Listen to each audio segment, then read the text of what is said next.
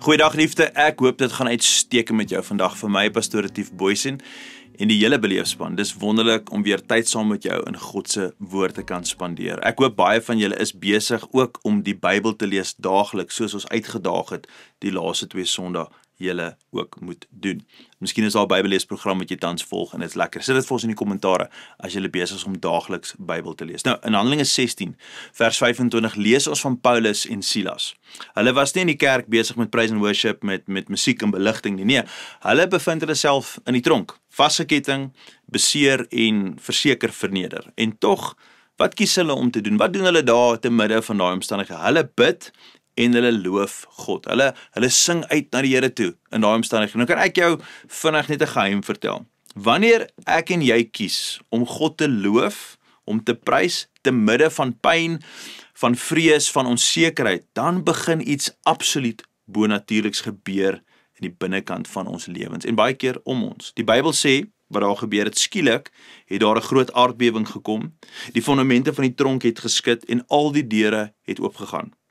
Geliefde, daar is al so baie gepreek oor hierdie onderwerp, maar wat sê dit eintlik as ons gaan inlees in die skrif? Lofprysing en aanbidding, dit maak die tronkdeure oop. Nie omdat jy hard genoeg sing nie, maar omdat jy God groot maak bo jou omstandighede. Elke keer, en ons moet leer by Paulus en Silas, elke keer as ons lofprysing en aanbidding bring vir die Here, dan sê ons eintlik vir ons siel, God is groter as hierdie storm, God is groter as hierdie situasie, hy is sterker as hierdie vallei waarin ek myself bevind, hy is getrou, selfs hier te midde van hierdie omstandighede. Geliefde, dalk is jou tronk nie van yster nie, dalk is dit vrees, miskien is dit skuld of moedeloosheid, né?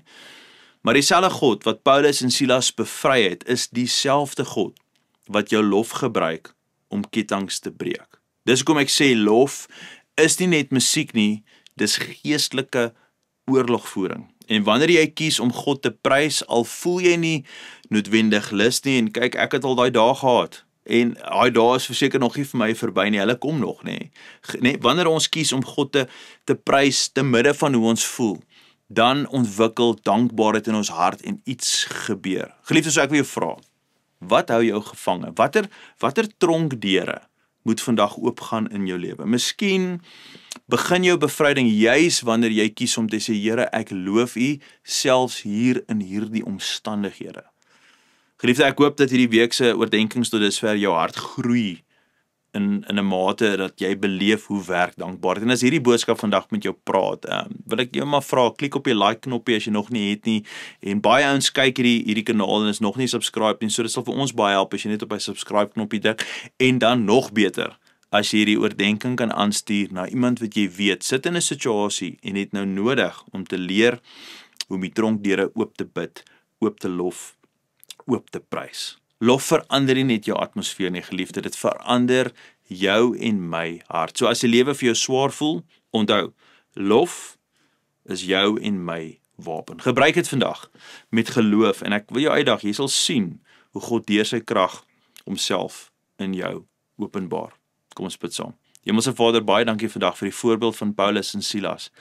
Manne wat onverskrokke gelewe het vir Jesus, 'n keuse gemaak het om te wandel hierdie kant van die hemel in die moeilikste omstandighede, om op te staan vir wat hulle glo, en hulle het hulle lewens gegee daarvoor, maar in daai tussenin proses waar hulle self in die tronk is, en die omstandighede lyk sleg, en ek dink so baie mense wat hulle gevolg het, is bekommerd oor hulle welstand. Wat kies daai manne? Hulle kies om die Here te loof en te bid, en die tronkdeure waai oop. En daarom vra ek Here vandag vir elke persoon wat voel hulle is vasgevang, hulle is stak, bid ek Here dat lofprysing en aanbidding en dankbaarheid sal vloei uit ons binneste uit buitentoe, sodat die dinge wat ons vasgeketting hou en geboei hou, Here, daai dinge sal breek en ons werklik sal beleef hoe U deurkom in die omstandighede wat ons tans beleef. Here, mag daai tronkdeure in ons lewens oopwaai, want ons belyn onsself met dankbaarheid.